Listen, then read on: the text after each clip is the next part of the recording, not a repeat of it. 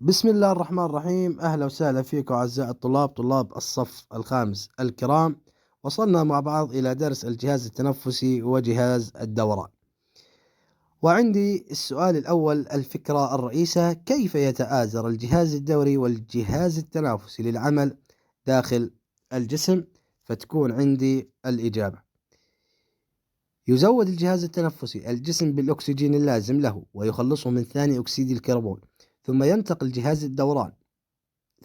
جهاز الدوران الأكسجين والمواد الغذائية إلى أجزاء الجسم، وينقل الفضلات إلى أماكن طرحها خارج. السؤال الثاني، المفاهيم والمصطلحات: أكياس صغيرة في الرئتين يمر الأكسجين والثاني أكسيد الكربون من جدرانها الرقيقة، فتكون عندي الإجابة الحويصلات الهوائية. 2.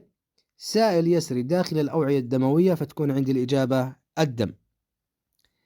السؤال الثالث بيقول لي: استنتج ما وظيفة الجزء المشار إليه في الشكل المجاور.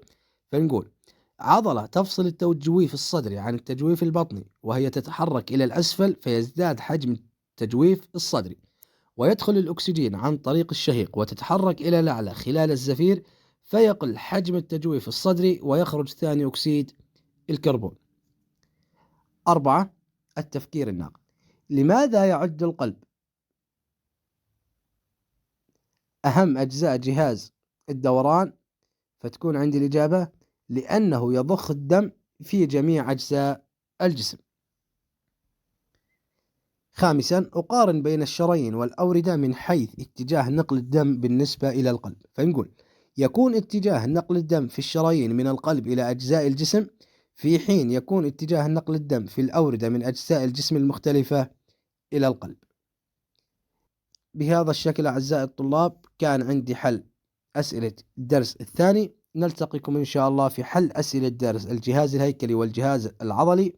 شكرا لكم والله يعطيكم العافية جميعا.